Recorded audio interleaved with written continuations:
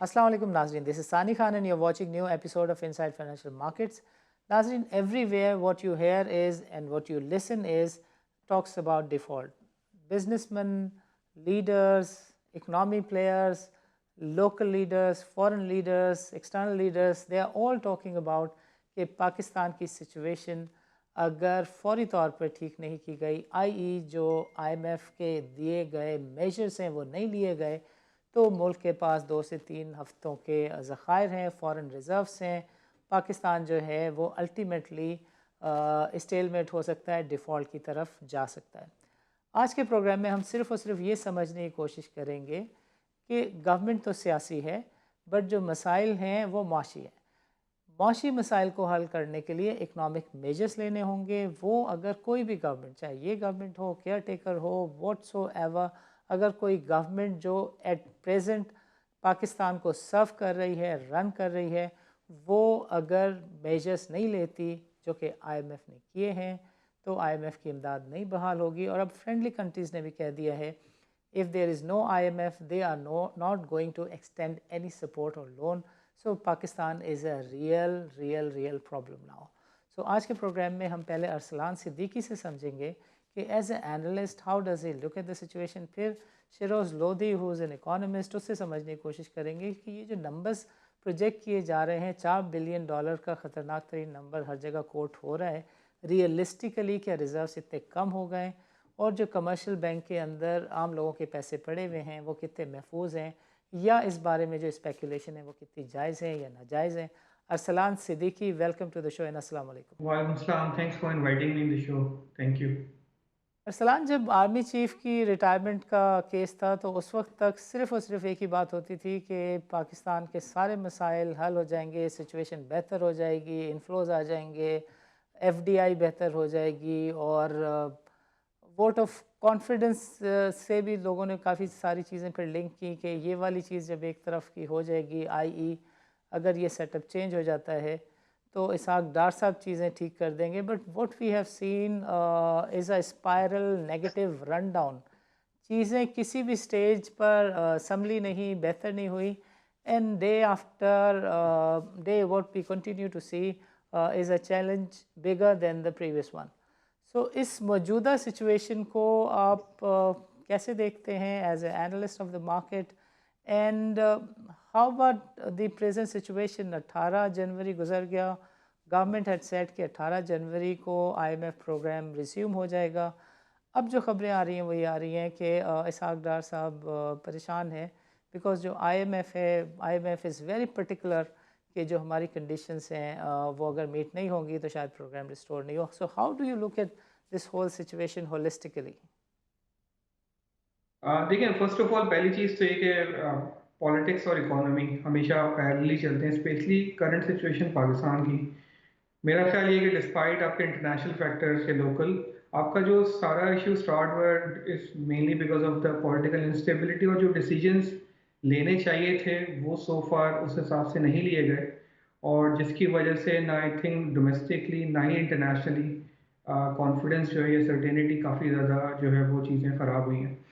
इसमें अगर देखें आप इनिशियली अगर बात करें, यस काफ़ी चीज़ें क्लेम की जा रही थी कि जो फंडिंग है वो इन्फ्लोज इनिशियली 4-5 महीने पहले क्लेम किया जा रहा था कि इन्फ्लोज काफ़ी ज़्यादा सफिशिएंट रहेंगे, बट सो फार जितने भी नंबर्स हमारे सामने हैं अभी, कुछ भी चीज़ें मटेरियलाइज उस हिसाब से नहीं हुई।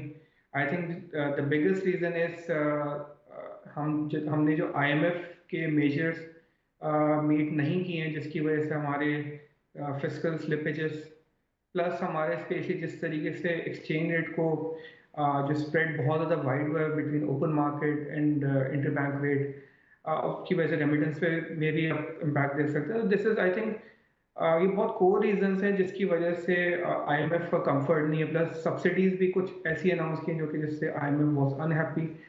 So the bottom line is कि जितना हम डिले IMF को करते जा रहे हैं, प्लस हम दूसरी जो funding, external funding like GCC countries की तरफ जाएं, या फिर इवन अभी लेटेस्ट राउंड अगर देखें जेनेवा का जिसमें 11 बिलियन की अनाउंसमेंट हुई थी, but nothing concrete came afterwards.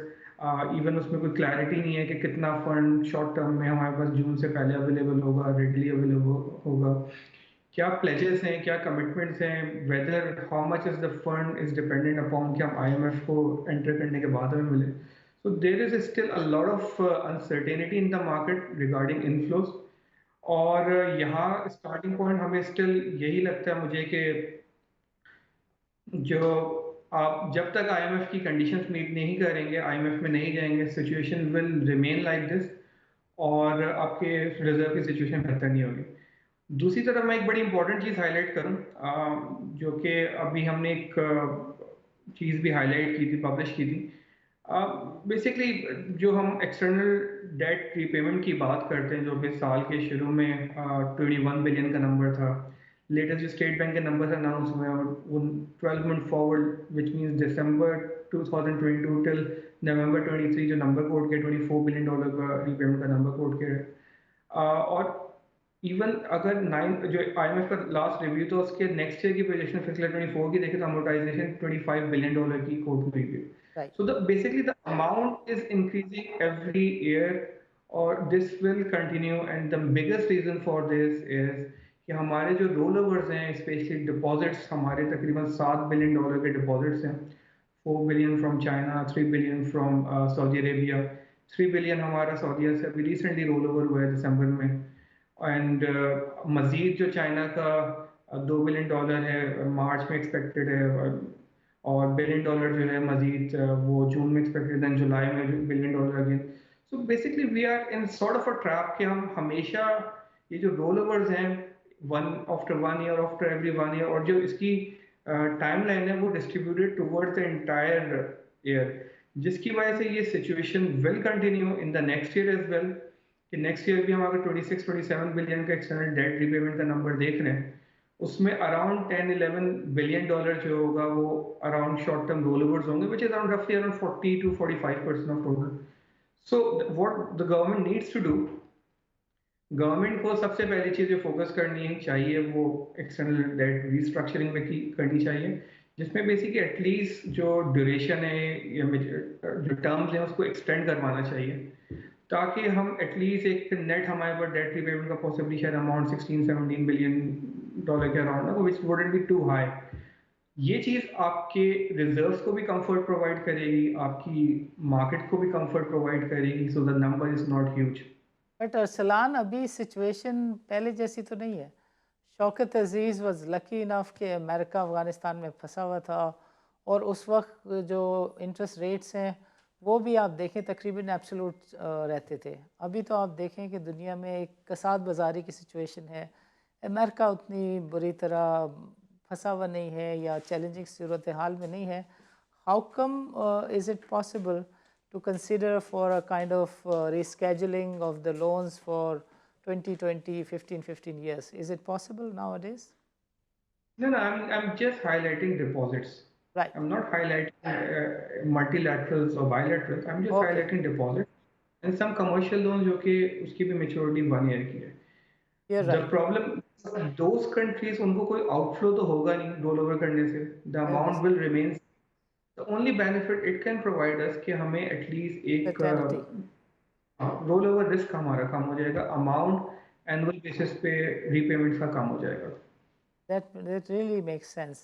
And I hope कि गवर्नमेंट में भी लोगों को ये नज़र आता होगा, until unless कि जो पॉलिटिशियंस हैं इसके ऊपर सियासत ना करते हों कि यार ये रोल ओवर छठे महीने में आ रहा होगा तो चौथे महीने से मैं बताना शुरू कर दूंगा कि मैं कितना क्लोज फ्रेंड हूँ यूएई का, मेरे कितने ज़ाती कॉन्ट्रैक्ट हैं सऊदी अरब से. because this is what history has shown us, and at present as well what we see is कि माशी मसला है, and you keep hearing politicians कि मैं ज़ाती तौर पे गया और मैं ये चीज़ मांग के ले आया, मैं ज़ाती तौर पे गया और मैं ये लोन एक्सटेंड करा कर आ गया.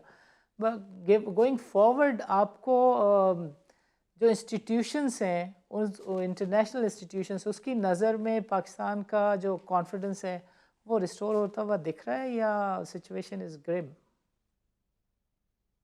देखिए सिचुएशन तो you have to start from inside, right. मतलब आपको पाकिस्तान की ओवरऑल चीज़ें स्टेबलाइज करनी होगी. Very unfortunate at the moment कि किसी को भी देखें, whoever are the stakeholders like political parties or whatsoever, nobody is basically जो एक जो स्टेबिलिटी प्रोवाइड करने के लिए विलिंग है. और this is I think the core issue.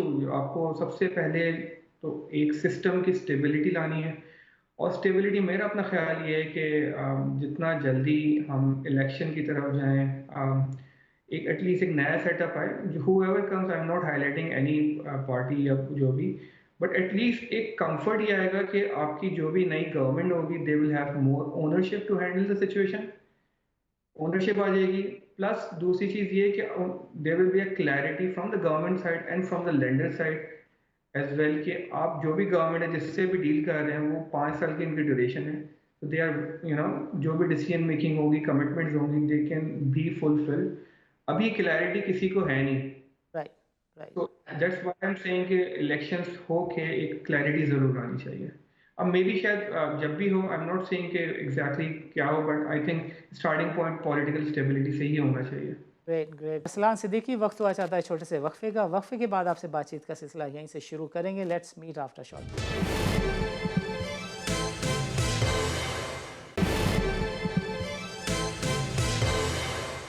Welcome back नाजरीन। नाज़रीन, प्रोग्राम के पिछले सेगमेंट में हमने अरसलान सिद्दीकी से तफसीली गुफ्तगू की और समझने की कोशिश की कि सूरत हाल कितनी ख़राब है। सूरत हाल को वर्स्ट कुछ सेगमेंट्स प्रोजेक्ट कर रहे हैं। सूरत हाल बुरी बहुत है मगर बदतरीन नहीं है। We have seen Sri Lanka having just defaulted, we have seen other nations having defaulted. Pakistan के केस में तो वो सिचुएशन, सूरत हाल पैदा होने के इम्कानात भी नहीं है, because not only the government, not only the opposition, but the external entities as well, they keep saying कि पाकिस्तान के इस साल में डिफ़ॉल्ट के होने के टेक्निकल चांसेस भी नहीं है, बिकॉज जो मेजर अदायगियाँ थी पाकिस्तान की इस गवर्नमेंट ने वो ब्रंट लिया, वो अदायगियाँ कर दी। और जो इंपोर्ट्स हैं उसको इतनी बुरी तरीके से गवर्नमेंट ने बैन किया हुआ है कि जो बिजनेसमैन हैं वो अपने कारोबार की, बिजनेस हाउसेस की जो चाबियां हैं वो कराची चैम्बर के थ्रू गवर्नर स्टेट बैंक को प्रेजेंट करके उनका तमस्खर उड़ाते हुए नज़र आते हैं। So government has really taken the Brunt of the situation that has been created politically by a political party, and I don't want to take a side, but सियासत इस मईशत को, इकॉनमी को बहुत गलत तरीके से प्रगंदा कर रही है। So Arsalan, welcome on board again. मैं चाहूँगा कि आप बताएं कि आर देयर सर्टन मेजर्स जो एक कोई neutral setup, non neutral quote and quote doesn't means a specific area, but neutral और a care taker setup means कि वो टेक्नोक्रेट्स के जिनकी कैपेसिटी है, और Pakistan is full of those persons, ऐसे लोगों का सेटअप अगर कभी भी आता है, चाहे वो अभी आ जाए, इलेक्शन की जो लॉजिकल डेट बनती है मई में आ जाए, जून में आ जाए, so what measures you think a technocrat setup should take, जो केयर टेकर सेटअप आए, कि वो इस डूबती हुई नैया को पार लगाए?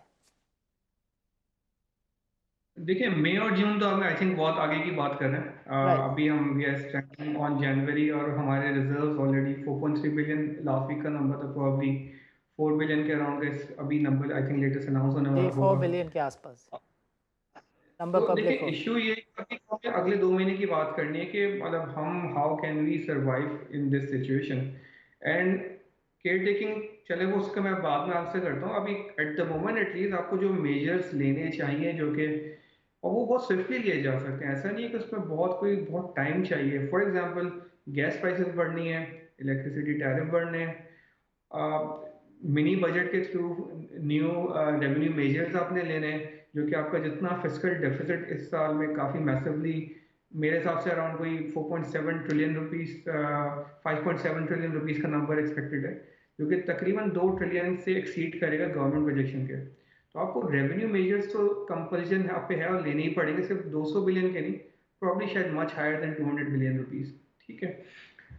थर्डली जो मोस्ट इम्पॉर्टेंट है वो एक्सचेंज रेट का जो गैप है, इसको जितना जल्दी इसको ख़त्म करेंगे उतना जल्दी आप चीज़ें will smooth out.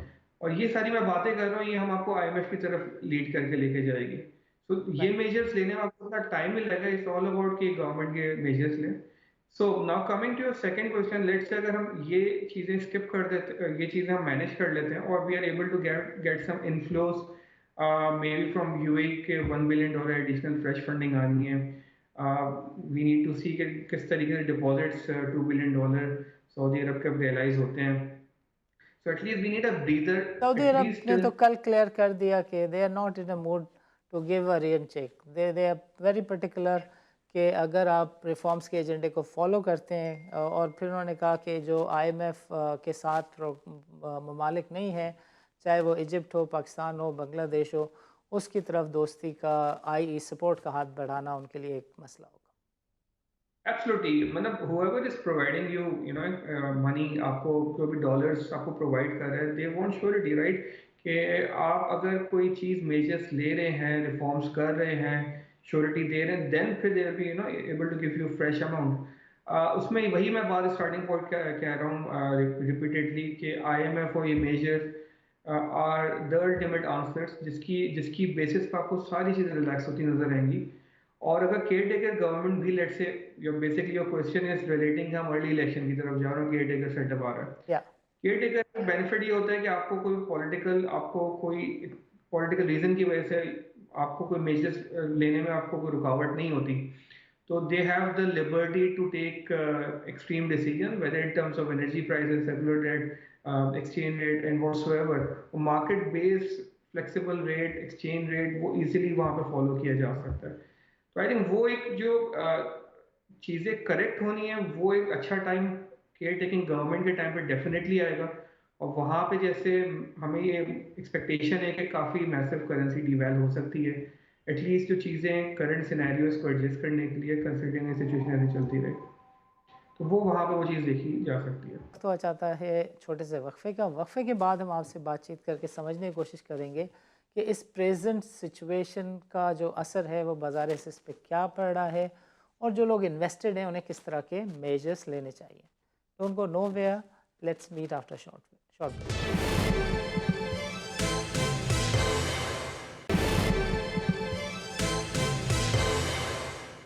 Welcome back नाजरीन। नाजरीन, प्रोग्राम के पिछले सेगमेंट में हमने समझने की कोशिश की कि what are the measures that government should take in order to arrest the situation, और जितने भी मेजर्स हैं they all relate to the decision making, जिसके लिए पीएमएल-एन की गवर्नमेंट वाज़े तौर पे सोचती नज़र आ रही है कि ये उसकी सियासी मौत होगी अगर वो इलेक्ट्रिसिटी के टैरिफ में इजाफा करती है, वो अगर इंपोर्ट खोलती है, वो अगर certain restriction on the trade and commerce and economy ख़त्म करती है, तो पीएमएल-एन की गवर्नमेंट समझती है कि वो अपनी सियासी कब्र खो देगी। But what about the economy, what about the country, जिसके लिए अब लोग ये कहते हुए नज़र आ रहे हैं कि ये सिचुएशन अगर 3 से 4 हफ्ते प्रिवेल करती है, परसिस्ट करती है, तो मुमकिन है कि पाकिस्तान में लोग सड़कों पे आ जाएं और मुल्क डिफ़ॉल्ट की तरफ बढ़ जाए। So Arsalan, when you look at the capital market में हमने देखा कि पिछले 2 दिनों में कोई 2000 के आसपास पॉइंट्स जो हैं वो मार्केट ने लूज़ किए, और इसके बारे में there are number of speculation, but when you look at the situation is grim, situation says कि शायद इससे कहीं ज़्यादा मार्केट को गिरना चाहिए। So how do you look at the market first of all, and going forward what is your view about the market? देखिए, market तो जो करंट सिचुएशन है डेफिनेटली उसको इनकॉर्पोरेट कर रही है। जिस तरीके से पॉलिटिकल नॉइस बिल्डअप हुई है प्रोविंशियल असेंबलीज अगर देखें, पंजाब की ले लें या फिर आप केपीके की ले लें, प्लस जिस तरीके से ओवरऑल सिचुएशन है, इंस्टेबिलिटी, एक उसको तो कर रही है। प्लस सबसे जो मेन जिसकी वजह से इतना ज़्यादा एक पैनिक दोबारा से क्रिएट हुआ है, वो जो जेनेवा के जो कमिटमेंट्स एक हाईलाइटेड हुए थे, या फिर जो जीसीसी के इन्फ्लोज, फ्रेश इन्फ्लोज हाईलाइटेड हुए थे, उसका एब्सेंस होना और फिर रिजर्व्स का कंटिन्यूसली डिप्लीट होना, this is the biggest concern market has eight the moment.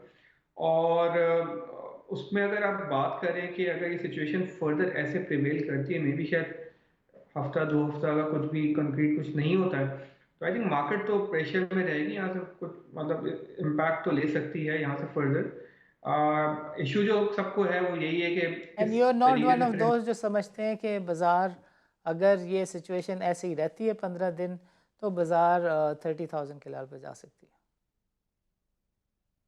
30, I think वो बहुत एक एक्सट्रीम सिचुएशन ऐसे होगी कि अगर इफ़ वी आर एक्चुअली हम डिफॉल्ट कर रहे हैं, चीज़ें उस तरफ जा रही हैं, और चीज़ें फिर मैक्रो वेरिएबल एक्सट्रीम लेवल पे, इन्फ्लेशन, एक्सचेंज रेट, एवरीथिंग, बहुत जीडीपी कॉन्ट्रैक्शन, रिसेशन, ये सारी चीज़ें फिर तो डेफिनेटली चीज़ें इनकॉर्पोरेट होंगी। बट स्टिल बाजार जो इस वक्त इफ़ एंड बट की सिचुएशन में है, वेदर वी आर सस्टेनिंग या डिफॉल्ट कर रहे हैं, उस इफ़ एंड बट में एक रेजिस्टेंस लेवल में करंटली एटलीस्ट लगता ही है कि एक बैंड में भी रहेगी।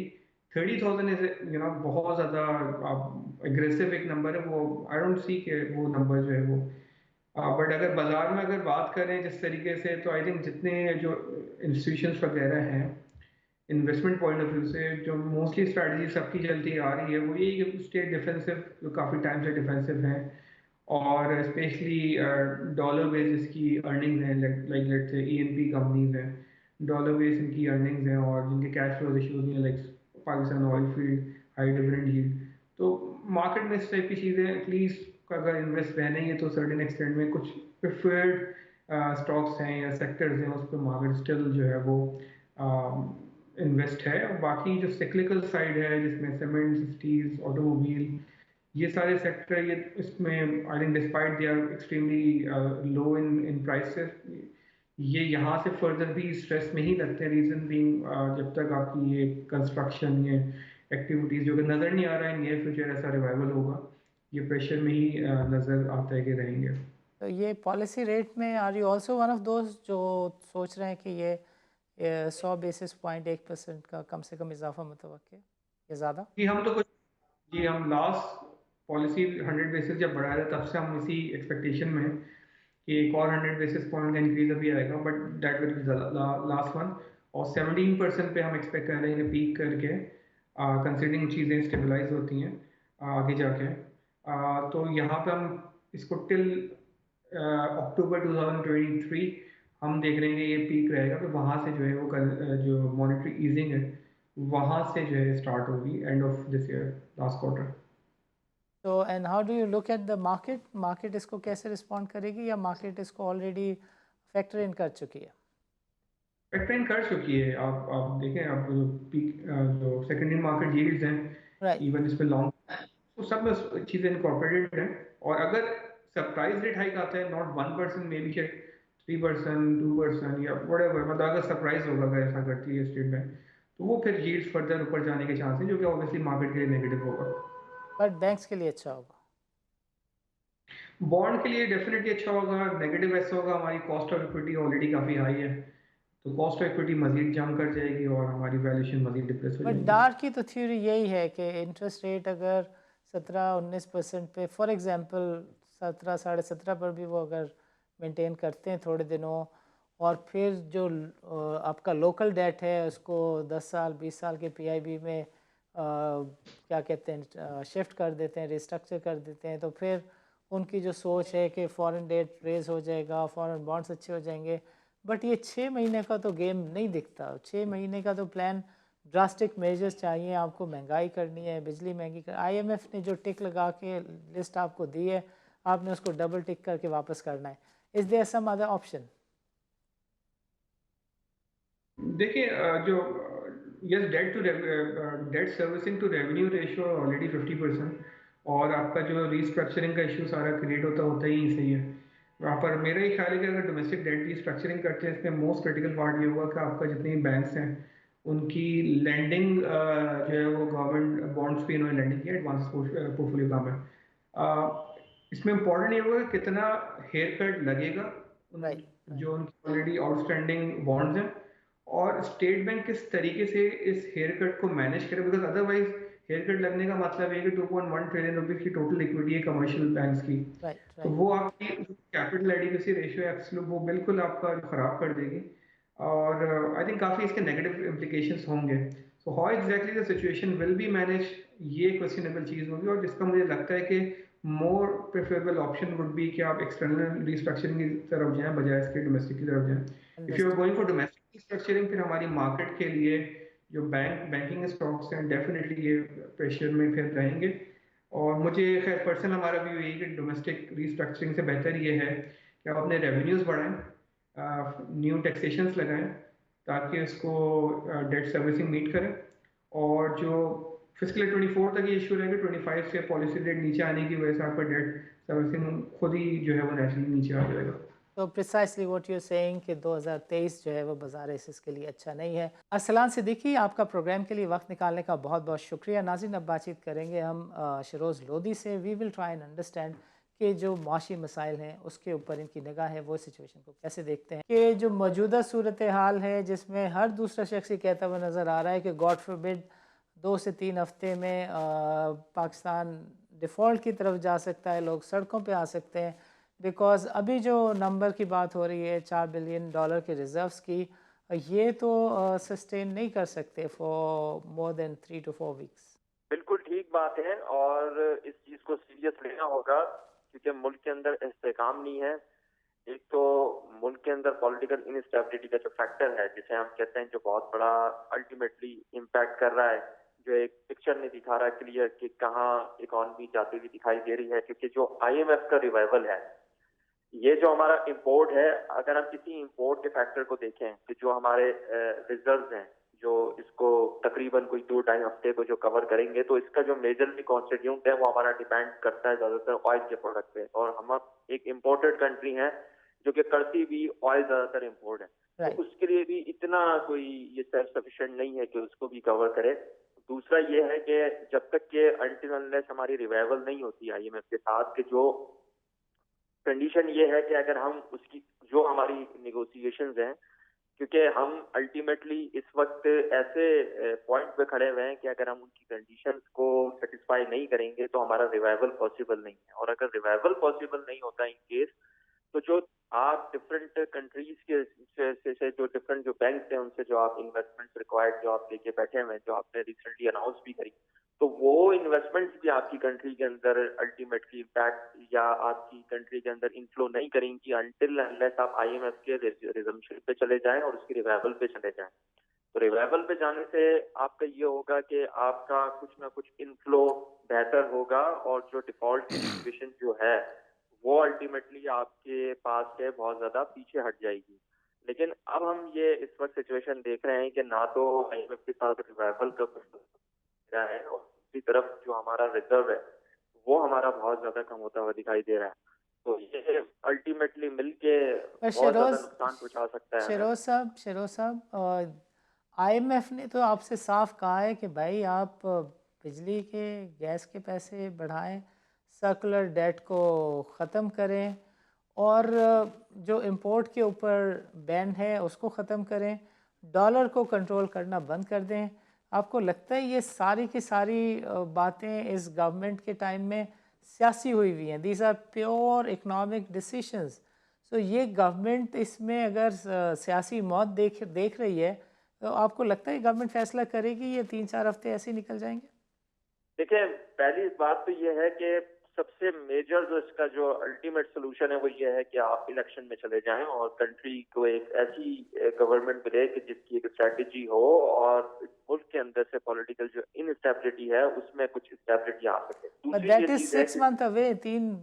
आज आप इलेक्शन अनाउंस भी करें तो आपको 3 महीने चाहिए, देखिए आपको तो 3 हफ्ते पर्टिकुलरली नहीं है। देखिए जो आपकी जो करेंसी है, देखें इसमें तो आपको पहली फुर्सत में ये कर देना चाहिए जो आपका इंटर बैंक का रेट है उसको आप ओपन मार्केट रेट पे ट्रेड के ऊपर लेकर आ जाएं, ताकि जो आपकी जो ग्रे मार्केट है इसका जो एलिमेंट है वो आपकी कंट्री के अंदर से आपकी इकोनॉमी के अंदर से खत्म हो जाए। जब आप अल्टीमेटली इसको ओपन मार्केट के रेट के ऊपर लेकर आ जाएंगे तो अल्टीमेटली जो आपका रेमिटेंस है वो आपके बैंक अकाउंट के अंदर फ्लक्चुएट और आपके बैंक अकाउंट के अंदर रिफ्लेक्ट होना स्टार्ट हो जाएगा। फिर जो आपने इस वक्त जो अफगानिस्तान से आपका जो बॉर्डर का जो तरसील है, जो आपका जहाँ से ये जो आपकी करेंसी और आपका जो डॉलर है यहाँ से जो रेमिट हो रहा है, इसको अगर आप वार फुटिंग बेसिस के ऊपर अगर रोक लें तो ये भी आपको बहुत ज्यादा फायदा दे सकता है और आपके रिजर्व्स के ऊपर इतना अल्टीमेटली इम्पैक्ट नहीं करेगा। तो आपको ये भी करना। दूसरा जो आप डेट की बात कर रहे हैं, लेकिन डेट आज आपका 2.6 ट्रिलियन पर अगर खड़ा हुआ है तो ये आज कोई नई चीज नहीं है। ये 92 से हमारी बिजली का सेक्टर का प्रॉब्लम चल रहा है। राइट। इसमें आपको डिस्कोस के प्रॉब्लम्स को, जो डिस्कोस के इशूज से आपको डिसेंट्रलाइज कर देना चाहिए था, प्रीपेड मीटर्स के ऊपर आ जाना चाहिए था। जो दूसरे आपने जो सब्सिडीज दी हुई थी उसको आप रैशनलाइज करते थे, फीड जो आप प्रोक्योर करते थे 800 बिलियन की उसको आप थोड़ा रैशनलाइज करते थे, एग्जेम्पशंस जो आपने हटाई ना हटाई उसकी जो आपने डिफरेंट टर्म्स रखी आप वो इन लाइन करते थे आईएमएफ के साथ तो बहुत बेहतर चीजें हो जाती। आपने अल्टीमेटली एक तो आईएमएफ की जो कंडीशन थी उनके साथ एक तो आपने उसको एक आपको क्या है कि आपने उसको नहीं चलाया तरीके से, लेवीज जो आपने देनी थी पेट्रोलियम के ऊपर वो नहीं करी, सेल टैक्स को जीरो रखा, तो अल्टीमेटली तो आपने शॉर्ट टर्म के लिए एक आवाम को बेनिफिट दे दिया, लेकिन लॉन्ग टर्म के लिए आप वहीं के वहीं खड़े हुए, क्योंकि आईएमएफ आपसे वही कंडीशन बट कह रहा है कि शिरोज प्रोग्राम का मेरे वक्त ख़त्म हो रहा है। जस्ट वन फाइनल क्वेश्चन कि आपको 15 से 17 दिन में ये गवर्नमेंट ड्रास्टिक मेजर्स लेती हुई नज़र आ रही है?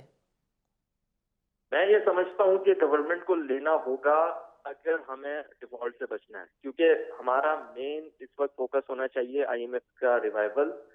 आईएमएफ का रिवाइवल डिपेंड करेगा, आईएमएफ का रिजम्पशन होता है तो जो डिफरेंट मुल्क की हमारे साथ इन्वेस्टमेंट्स हैं उनका फ्लो होना स्टार्ट होगा और हमारी कंट्री की जो इंपोर्ट है जो हमने उसको रिज्यूम करना होगा, वरना अल्टीमेटली ये होगा कि जो आपकी इंपोर्ट है एक कंटेनर, दो दो चार चार कंटेनर के साथ पीछे 50-50, 100-100, 150-150 दुकानों के रोजगार और प्रोडक्शन, उनकी सेल्स डायरेक्टली।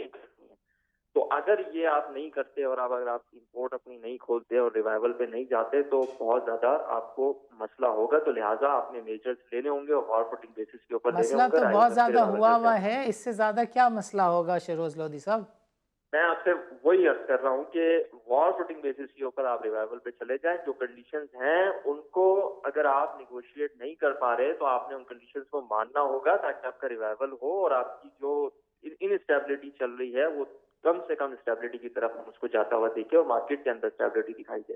फिरोज लोधी साहब, आपका प्रोग्राम के लिए वक्त निकालने का बहुत बहुत शुक्रिया। नाज़रीन, आज के प्रोग्राम में अरसलान सिद्दीकी और शिरोज़ लोधी ने हमें तफसील के साथ बताया कि पाकिस्तान की मईशत को किस तरह के मसाइल का सामना है, और सिर्फ़ सोल्यूशन की बात आखिर में कर लेते हैं।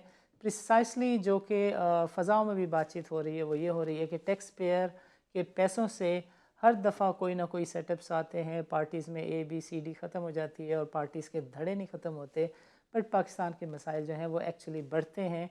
चंद लोग जो हैं वो गुरबा से उमरा में कन्वर्ट हो जाते हैं। और पाकिस्तान के लिए इकोनॉमिस्ट ने लिखा कि Pakistan is a 1% Republic, i.e. Pakistan के सारे वसाइल जो हैं 1% के हाथ में और सारे के सारे जो मसाइल हैं वो 99% लोगों के हाथों में। So now what we are seeing politically is कि सब जगह से टेक्नोक्रेट्स को जमा करके ख़ास ओपन स्पेस में रखा जा रहा है, ओपन थिएटर में रखा जा रहा है।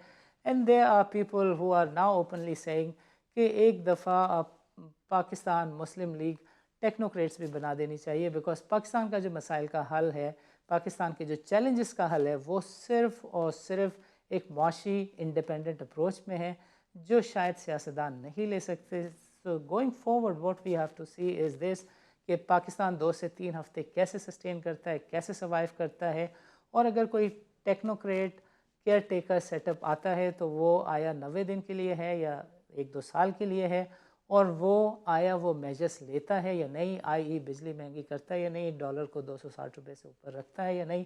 ये सब चीज़ें देखने के लिए we would wait to see what happens down the road 2 to 3 weeks। और नाज़रीन, हम आपको आगाह करते रहेंगे। इजाज़त दीजिए, अल्लाह हाफ़िज़।